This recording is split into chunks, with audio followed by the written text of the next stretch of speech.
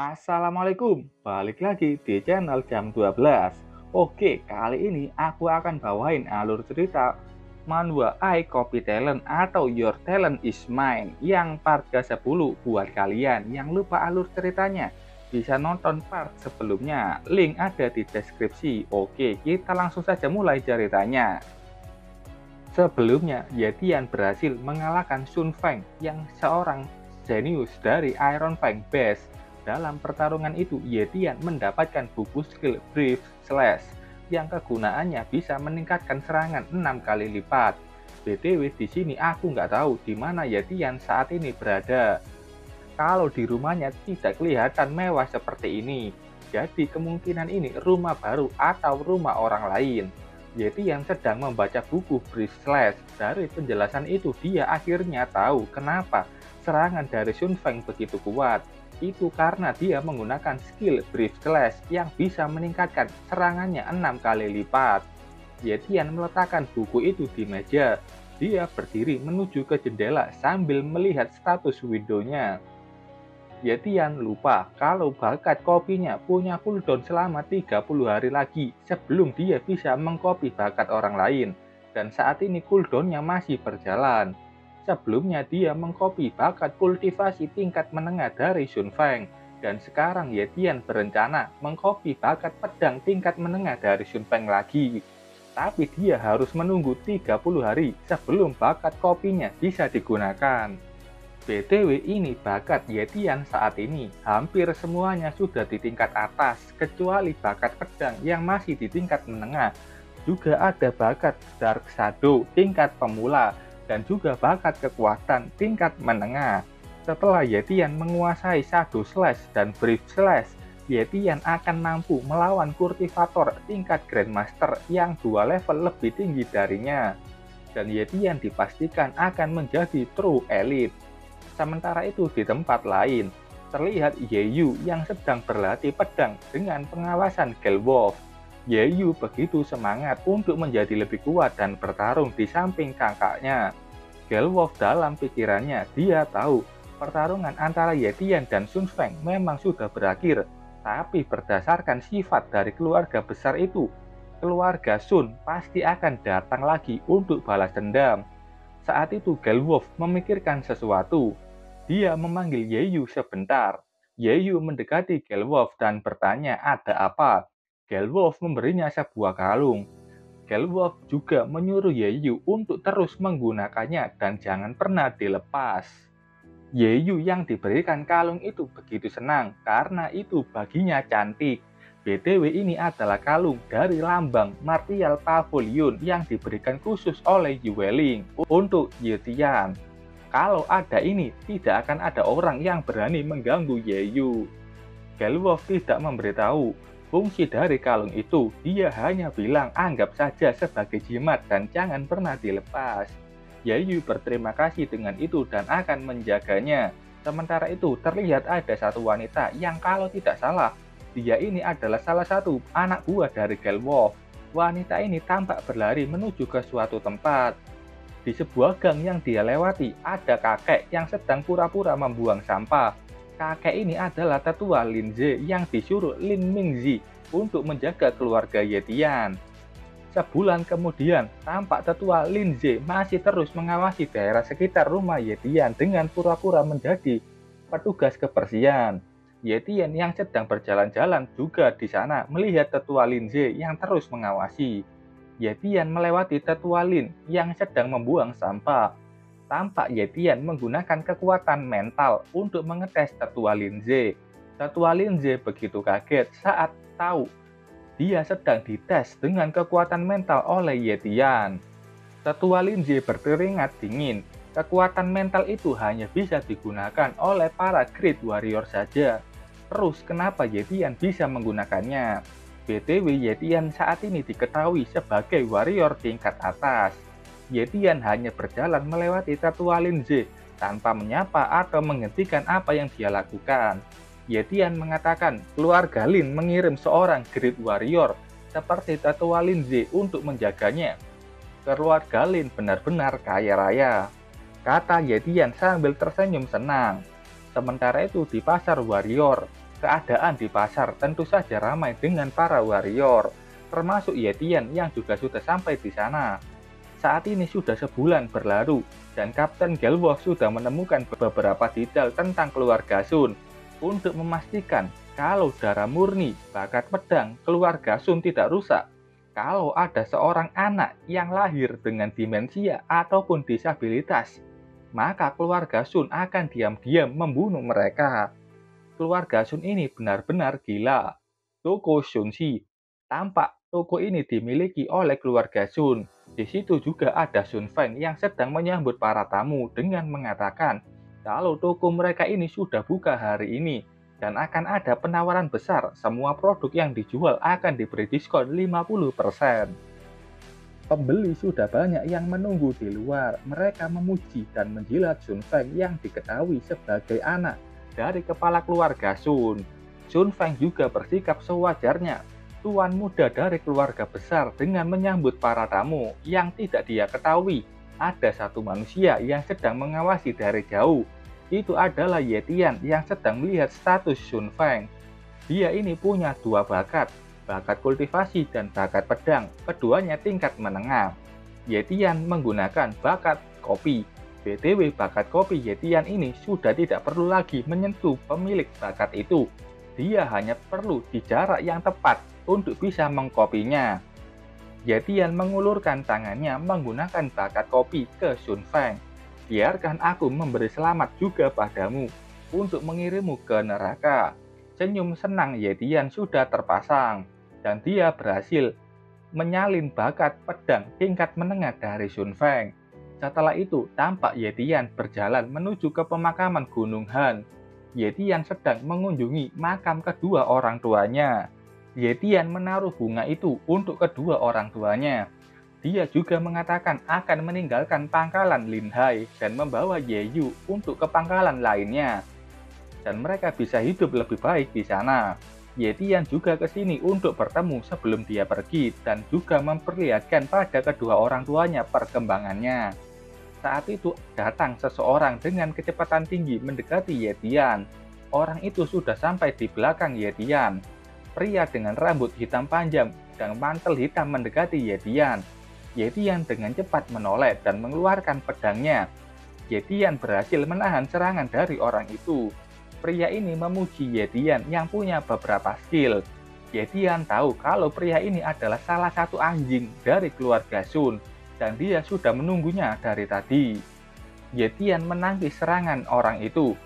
Dengan refleks cepat, Yetian menghindar dengan mundur ke belakang. Pria itu berbicara, jika dia membunuh Yetian setelah pertarungan, akan ada banyak gosip setelahnya. Katanya, Yetian harus berterima kasih kepadanya karena membiarkan Yetian hidup selama sebulan. Kau terlalu berisik, kata Yetian sudah maju menyerang pria tersebut. Keduanya adu serangan. Serangan demi serangan mereka tahan dan tangkis. Yetian bisa menahan setiap serangan yang datang kepadanya. Pertarungan keduanya itu membawa Yetian sampai di depan makam kedua orang tuanya. Dan Yetian melihat bunga yang dia berikan ke makam itu terbang. Yetian mundur sebentar. Pria itu mengenalkan dirinya sebagai master dari Sun Feng. Namanya Qimeng. Qimeng sudah menganggap Sun Feng sebagai anaknya dan sangat marah saat tahu anaknya itu dikalahkan oleh Yetian. Jadi dia ingin membunuh Yetian. Dia senang Yetian ada di pemakaman, dan ini akan jadi tempat yang bagus bagi Yetian mati. Yetian tidak peduli apa kata orang itu, dia hanya mengambil bunga yang terjatuh tersebut.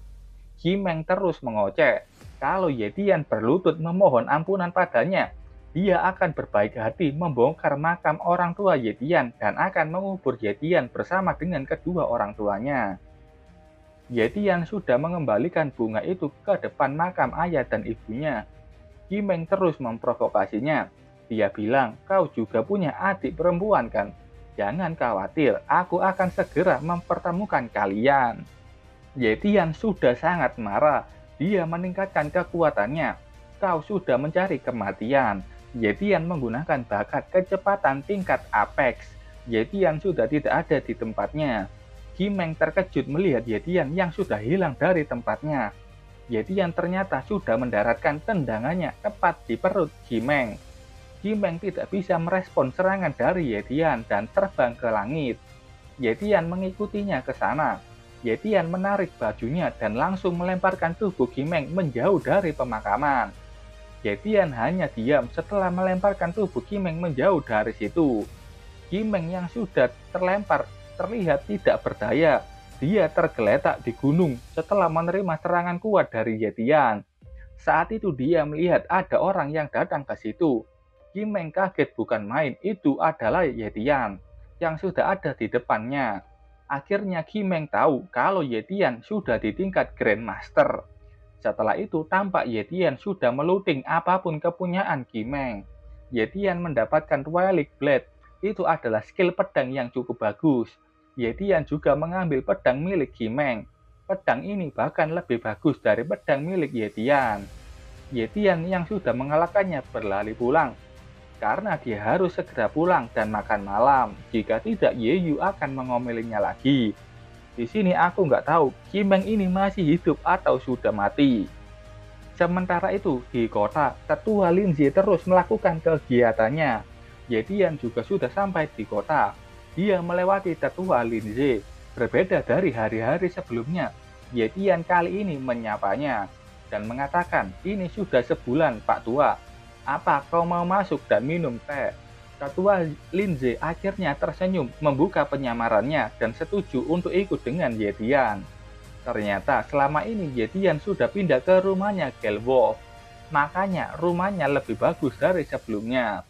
Yetian sudah membawa masuk Tetua Linze. Yeyu menyambut kakaknya yang sudah kembali pulang. Dia juga menggendong Xiao Jin. Yetian mengatakan ke Yeyu untuk membuatkan teh. Kita kedatangan tamu. Yeyu kaget karena ada tamu yang datang. BTW, kucing yang digendong Yeyu ini bukan kucing biasa. Ini adalah monster rank S. Cuman masih kecil aja. Gelwolf mendekatinya dan bertanya siapa orang itu. Tetua Linze mengenalkan dirinya yang dari keluarga Lin. Gelwolf telat mengenalinya dan sangat kaget saat tahu orang tua di hadapannya ini Linze, yang punya sebutan sebagai legenda Tetua Z. Yeyu sudah membuatkan tehnya, dan Gelwolf menggantikan Yeyu untuk membawakan itu langsung ke Ketua Z. Yeyu tersenyum licik saat melihat gurunya itu bertingkah begitu berbeda dari biasanya. Gelwolf sudah menyiapkan tehnya untuk Tetua Linze. Tetua Linze duduk meminumnya dan mengatakan, "Kau sudah menyuruhku masuk, pasti ada yang penting ingin kau bicarakan."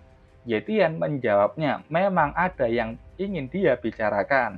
Yetian mendekati Yeyu dan mengatakan, "Tetua Z, tolong bawa adikku menuju ke Martial Pavilion dan berikan dia pada Nona Yueling." Yeyu kaget dengan perkataan tiba-tiba dari kakaknya. Tetua Linze tidak menyangka kalau Yetian punya hubungan dengan Martial Pavilion. Tetua Linze juga melihat token Martial Pavilion yang sedang dipakai oleh Yeyu. Tetua Linze pun menyetujuinya. Dia sendiri yang akan membawa Yeyu ke sana.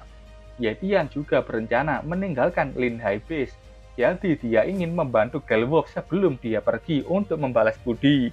Yetian mengenalkan Gelwolf dengan nama aslinya Zhang Feng, punya kesetiaan dan keberanian yang tidak bisa ditandingi. Kalau dia bergabung dengan keluarga Lin, Gelwolf pasti akan menjadi orang berguna bagi keluarga Lin. Kali ini Gelwolf yang kaget dengan perkataan Yetian.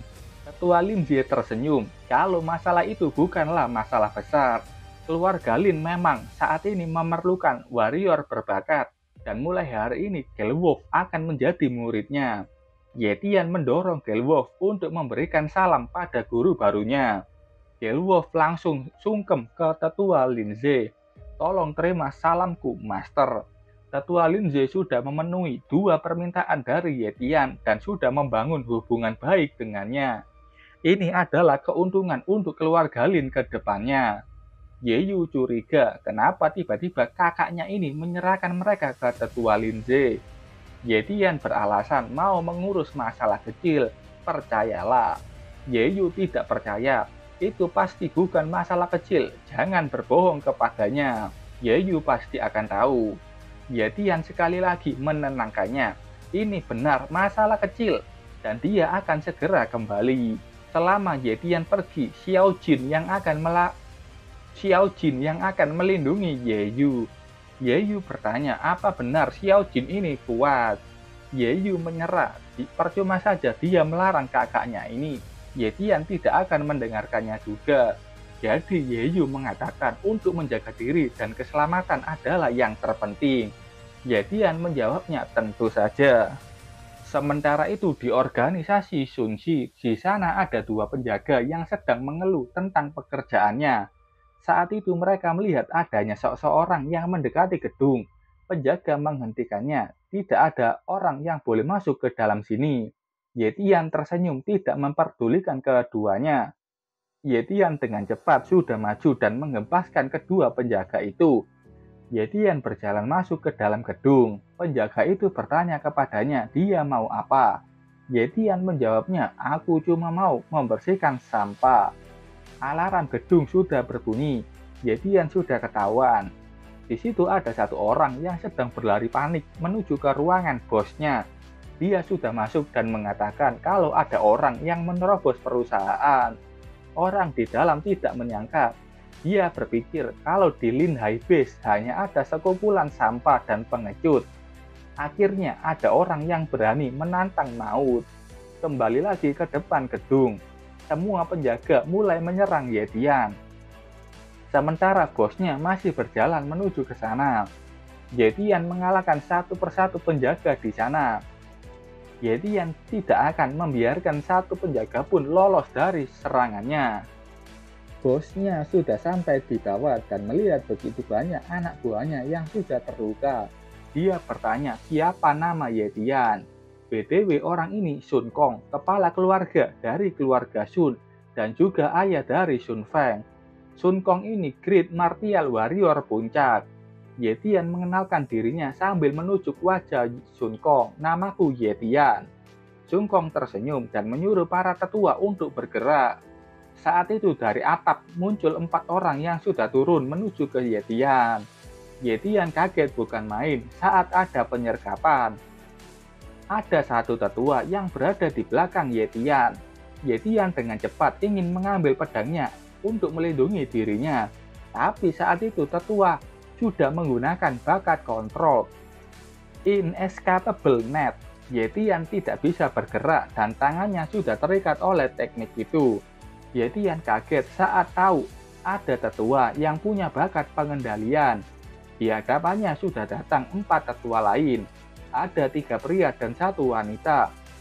Satu tetua di situ kecewa karena dia sudah menunggu berhari-hari, tapi yang datang hanya anak nakal.